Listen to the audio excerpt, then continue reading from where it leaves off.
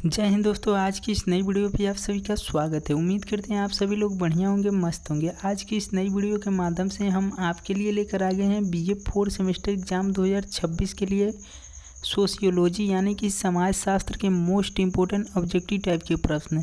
तो दोस्त ये पूरा प्रश्न आपके प्रीवियस ईयर क्वेश्चन बेस पे आधारित है। दोस्त आपके पेपर का नाम है social problems and social issue of development in India, जिसका पेपर कोड है SOC 203। तो चलिए हम इसके कुछ मोस्ट इंपॉर्टेंट प्रश्नों को देखते हैं। वीडियो शुरू करने से पहले दोस्त आप सभी से रिक्वेस्ट है कि आप सभी लोग हमारे टेलीग्राम चैनल से ज़रूर जुड़े। डिस्क्रिप्शन बॉक्स में लिंक है, जाइए आप टेलीग्राम से जुड़ जाइए। और जब भी आप अपना पेपर देकर आते हैं तो पेपर का फ़ोटो हमारे टेलीग्राम चैनल पर भेज दीजिएगा, ताकि मैं आप सभी के लिए आंसर की का वीडियो प्रोवाइड कर सकूं। तो दोस्त चलिए शुरू करते हैं। क्वेश्चन नंबर पहला है, एजेंडा 21 निम्नलिखित के दौरान अपनाई गई एक व्यापक कार्य योजना है। तो आपका राइट आंसर होगा ऑप्शन नंबर ए। 1992 में पृथ्वी शिखर सम्मेलन के दौरान यह योजना अपनाई गई थी। क्वेश्चन नंबर दूसरा है, पूंजी की कमी, तकनीकी पिछड़ापन और बेरोजगारी आमतौर पर पाई जाती है। किसमें पाई जाती है? तो आपका राइट आंसर होगा ऑप्शन नंबर बी। अविकसित देश में यह समस्या देखने को मिलती है। क्वेश्चन नंबर 3 है, निम्नलिखित में से कौन सी एक विकासशील देश की विशेषता नहीं है?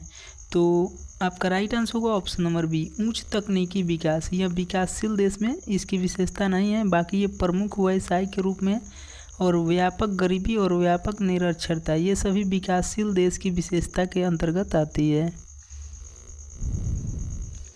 क्वेश्चन नंबर 4 है, मानव विकास रिपोर्ट किसके द्वारा प्रकाशित की जाती है? तो आपका राइट आंसर होगा ऑप्शन नंबर ए, UNDP के द्वारा यह रिपोर्ट प्रकाशित की जाती है। क्वेश्चन नंबर 5 है, भारतीय अर्थव्यवस्था है। भारतीय अर्थव्यवस्था कैसी है? तो आपका राइट आंसर होगा ऑप्शन नंबर सी, मिश्रित अर्थव्यवस्था है। भारतीय अर्थव्यवस्था कैसी है? तो मिश्रित अर्थव्यवस्था है। क्वेश्चन नंबर 6 है, सहस्राब्दी विकास लक्ष्य संयुक्त राष्ट्र द्वारा निर्धारित लक्ष्यों का एक समूह था, जिसकी समय सीमा क्या थी? तो आपका राइट आंसर होगा ऑप्शन नंबर बी, सन 2015। क्वेश्चन नंबर 7 है, IMR का अर्थ क्या है? IMR का अर्थ क्या है? तो दोस्त आप लोग इंग्लिश में इसे देखिएगा, इन्फेंट मॉर्चेरिटी रेशियो, यानी कि शिशु मृत्यु दर अनुपात। क्वेश्चन नंबर 8 है, निम्नलिखित में कौन सा मानव विकास सूचकांक HDI तैयार करने का आधार नहीं है? तो आपका राइट आंसर होगा ऑप्शन नंबर सी, औद्योगिकीकरण, ये उसका आधार नहीं है। बाकी ये साक्षरता दर, जीवन की प्रत्याशा और प्रति व्यक्ति आय, ये सभी HDI तैयार करती है। क्वेश्चन नंबर 9 है, निम्नलिखित में से कौन मानव विकास सूचकांक का घटक नहीं है? तो आपका राइट आंसर होगा जीवन प्रत्याशा, शिक्षा और आय। तो उपयुक्त सभी, यह सभी घटक HDI सूचकांक जारी करता है। क्वेश्चन नंबर 10 है, भारत में सबसे बड़ा नियोक्ता कौन सा क्षेत्र है? तो आपका राइट आंसर होगा प्राथमिक क्षेत्र। प्राथमिक क्षेत्र के अंतर्गत कृषि आती है, खनन आती है, उत्खनन आती है, ये सभी इसमें सबसे ज़्यादा रोजगार मिलता है, इसीलिए इसको सबसे बड़ा नियोक्ता क्षेत्र कहा गया है। क्वेश्चन नंबर 11 है, UNDP द्वारा प्रकाशित मानव विकास रिपोर्ट के आधार पर देशों की तुलना करती है। तो क्या करती है? तो स्वास्थ्य की स्थिति, प्रति व्यक्ति आय और लोगों का शैक्षिक स्तर, ये तीनों करती है। तो आपका राइट आंसर होगा उपयुक्त सभी, ऑप्शन नंबर डी सही होगा। क्वेश्चन नंबर 12 है, निम्नलिखित में से कौन सा आर्थिक रूप से विकसित राष्ट्र का सूचक है? इनमें से कौन आर्थिक रूप से विकसित राष्ट्र का सूचक है? तो साक्षरता का उच्च स्तर, कम मृत्यु दर और प्रति व्यक्ति आय, उच्च आय हो। तो आपका राइट आंसर होगा ऑप्शन नंबर डी, उपरोक्त सभी। क्वेश्चन नंबर 13 है, निम्नलिखित में से कौन सा साइबर अपराध का प्रकार नहीं है? इनमें से कौन साइबर अपराध का प्रकार नहीं है? तो आपका राइट आंसर होगा ऑप्शन नंबर डी, सुरक्षा के लिए एंटीवायरस इंस्टॉल करना। ये सभी साइबर अपराध के अंतर्गत आते हैं, जैसे कि डेटा चोरी हो गया कंप्यूटर से, जालसाजी हो गया और डाटा और सिस्टम को नुकसान हो गया।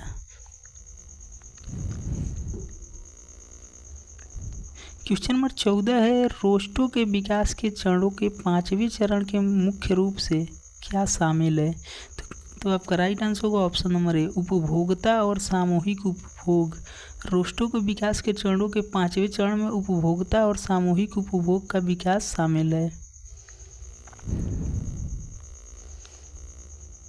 क्वेश्चन नंबर 15 है, रोस्टो के विकास के चरण में कितने चरण है? तो आपका राइट आंसर होगा ऑप्शन नंबर सी, 5 चरण है। क्वेश्चन नंबर 16 है, आर्थिक समृद्धि शब्द की व्याख्या द्वारा की जाती है, तो किसके द्वारा की जाती है? तो अर्थव्यवस्था में संरचनात्मक परिवर्तन, प्रति व्यक्ति उत्पादन में वृद्धि और प्रति व्यक्ति आय में वृद्धि। तो आपका राइट आंसर होगा ऑप्शन नंबर डी, उपयुक्त सभी। क्वेश्चन नंबर 17 है, ITA 2000 का पूर्ण रूप क्या है? तो आपका राइट आंसर होगा ऑप्शन नंबर ए, सूचना प्रौद्योगिकी अधिनियम सन 2000। क्वेश्चन नंबर 18 है, भारत का IT अधिनियम किस वर्ष अस्तित्व में आया? तो आपका राइट आंसर होगा ऑप्शन नंबर ए, सन 2000 ईस्वी में। क्वेश्चन नंबर 19 है, दहेज निषेध अधिनियम 1961 कब लागू हुआ? तो आपका राइट आंसर होगा ऑप्शन नंबर सी, 1 जुलाई सन 1961 ईस्वी से लागू हुआ। क्वेश्चन नंबर 20 है, निम्नलिखित में से कौन सा कथन सही है? इनमें से कौन सा कथन सही है? तो आपका राइट आंसर होगा ऑप्शन नंबर सी, दहेज और बाल श्रम सामाजिक बुराइयां हैं।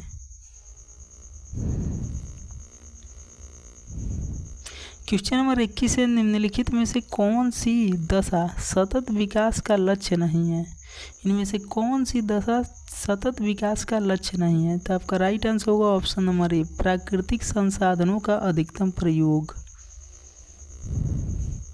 क्वेश्चन नंबर 22 है, यह किसने कहा कि धर्म पवित्र वस्तुओं से संबंधित विश्वासों और आचरणों की वह व्यवस्था है जो संबंधित व्यक्तियों को नैतिक समुदाय के रूप में संगठित करती है? तो यह कथन किसका है? तो आपका राइट आंसर होगा option number C, Emile Durkheim के यह कथन है।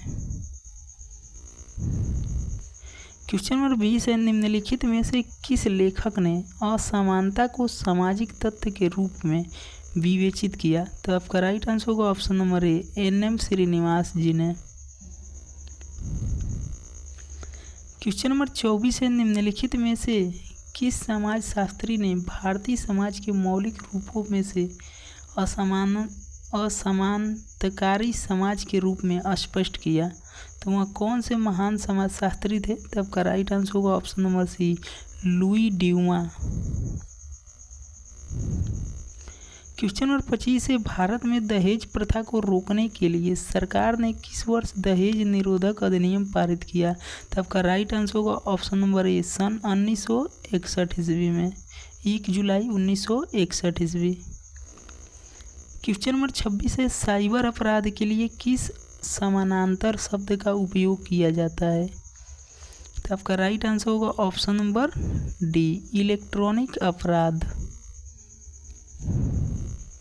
क्वेश्चन नंबर 27 है, साइबर अपराध की प्रकृति होती है, उसकी प्रकृति कैसी होती है? तो आपका राइट आंसर होगा ऑप्शन नंबर ए, अज्ञात प्रकृति होती है। क्वेश्चन नंबर 28 है, जाति एक बंद वर्ग है, जाति एक बंद वर्ग है, यह कथन किसका है? दोस्त बहुत ही इंपॉर्टेंट क्वेश्चन है ये, जाति एक बंद वर्ग है, यह कथन किसका है? तो आपका राइट आंसर होगा ऑप्शन नंबर ए, मजूमदार एवं मदान की यह कथन है। क्वेश्चन नंबर 29 है, कास्ट क्लास्ट एवं पावर नामक पुस्तक के लेखक कौन है? तो आपका राइट आंसर होगा ऑप्शन नंबर सी, महोदय बेतई। क्वेश्चन नंबर 30 है, दुर्खिम ने आत्महत्या के कितने प्रकार बताए? दुर्खिम के द्वारा आत्महत्या के कितने प्रकार बताए गए? तो आपका राइट आंसर होगा ऑप्शन नंबर बी, कुल 4 प्रकार बताए गए। क्वेश्चन नंबर 31 है, मादक द्रव्य व्यसन किस प्रकार की समस्या है? तो आपका राइट आंसर होगा ऑप्शन नंबर डी, विचलन अभिमुखी। क्वेश्चन नंबर 32 है, निम्नलिखित में से कौन सा साइबर अपराध नहीं है? तो आपका राइट आंसर होगा option number C, hijacking cyber अपराध नहीं है। बाकी ये हैकिंग हो गया, फिशिंग हो गया और स्पूफिंग हो गया, ये सभी साइबर अपराध के अंतर्गत आते हैं। और हाईजैकिंग का मतलब होता है किडनैप। किसी चीज़ को हाईजैक करना। क्वेश्चन नंबर 33 है, साइबर अपराधों में मुख्य रूप से निम्न में से किस इलेक्ट्रॉनिक संचार माध्यम का प्रयोग होता है? तो आपका राइट आंसर होगा ऑप्शन नंबर डी, उपयुक्त सभी। कौन कौन से? तो मोबाइल फ़ोन हो गया, कंप्यूटर हो गया और कॉम्पैक्ट डिस्क हो गया। क्वेश्चन नंबर 34 है, भारत सरकार ने साइबर अपराधों की रोकथाम हेतु सूचना प्रौद्योगिकी अधिनियम किस वर्ष पारित किया? तो आपका राइट आंसर होगा ऑप्शन नंबर बी, सन 2000 में। क्वेश्चन नंबर 35 है, निम्नलिखित में से किसे रोस्टो के आर्थिक विकास मॉडल के चरण में तीसरा चरण माना जाता है? तो आपका राइट आंसर होगा ऑप्शन नंबर सी, स्वतः स्फूर्ति की दशा, यह तीसरा चरण है। क्वेश्चन नंबर 36 है, श्वेतपोश अपराध सम्मानित एवं उच्च सामाजिक परिस्थिति के व्यक्ति द्वारा अपने व्यवसाय के दौरान किया जाने वाला अपराध, यह कथन किसने दिया था? तो आपका राइट आंसर होगा ऑप्शन नंबर ए, महोदय सदरलैंड का यह कथन है। क्वेश्चन नंबर 37 है, किस विचारक ने श्वेत वसन अपराध की अवधारणा प्रस्तुत की? तो आपका राइट आंसर होगा E.H. सदरलैंड। क्वेश्चन नंबर 42 है, निम्नलिखित में से किस विद्वान ने विचलन का मनोवैज्ञानिक स्पष्टीकरण प्रस्तुत किया? तो वह कौन से महान विद्वान थे? तो आपका राइट आंसर होगा option number D, Sigmund Freud. Question number 34 है, किसने कहा कि अपराधी जन्मजात होते हैं? यह कथन किसका है? तो आपका राइट आंसर होगा महोदय लेम्ब्रासो का यह कथन है। क्वेश्चन नंबर 44 है, भारत में किशोर न्याय यानी देख रेख एवं संरक्षण अधिनियम किस वर्ष पारित किया गया? तो आपका राइट आंसर होगा ऑप्शन नंबर बी, सन 2000 ईस्वी में इस अधिनियम को पारित किया गया। क्वेश्चन नंबर 45 है, निम्नलिखित में से किस विचारक ने कहा कि अपराधी समाज द्वारा बनाए जाते हैं? तो यह कथन किसका है? तो आपका राइट आंसर होगा ऑप्शन नंबर डी, महोदय सदरलैंड का यह कथन है। क्वेश्चन नंबर 46 है, भारत में प्रधानमंत्री कौशल विकास योजना किस वर्ष आरंभ की गई? तो आपका राइट आंसर होगा ऑप्शन नंबर बी, 2015 में इसको शुरू की गई थी। क्वेश्चन नंबर 47 है, संधारणी विकास की अवधारणा प्रस्तावित की गई, कब की गई थी? तो 1987 में। क्वेश्चन नंबर 48 है, भारत में मुस्लिम महिला विवाह अधिकार संरक्षण अधिनियम किस वर्ष पारित हुआ? तो आपका राइट आंसर होगा ऑप्शन नंबर ए, 2019 में पारित हुआ। क्वेश्चन नंबर 49 है, सन 1953 के प्रथम पिछड़ा वर्ग आयोग का अध्यक्ष कौन था? तो आपका राइट आंसर होगा ऑप्शन नंबर बी, काका कालेलकर। क्वेश्चन नंबर 50 है, भारत सरकार द्वारा एंटी नारकोटिक एक्ट किस वर्ष पारित किया गया? तो आपका राइट आंसर होगा ऑप्शन नंबर सी, 1985 में। तो दोस्त उम्मीद करते हैं ये छोटी सी वीडियो आप सभी को पसंद आया होगा। अगर वीडियो पसंद आए तो वीडियो को लाइक कीजिएगा और अपने दोस्तों में शेयर जरूर कीजिएगा। और चैनल में पहली बार जुड़े हैं तो दोस्त चैनल को सब्सक्राइब कर लीजिए और बेल आइकन को प्रेस करके ऑल पर सेलेक्ट कर दीजिए, ताकि जब भी मैं आपके लिए BA से रिलेटेड आपके सब्जेक्ट की वीडियो अपलोड करूँ तो सबसे पहले नोटिफिकेशन आपको मिले। तो मिलते हैं दोस्त नेक्स्ट वीडियो में, तब तक के लिए जय हिंद।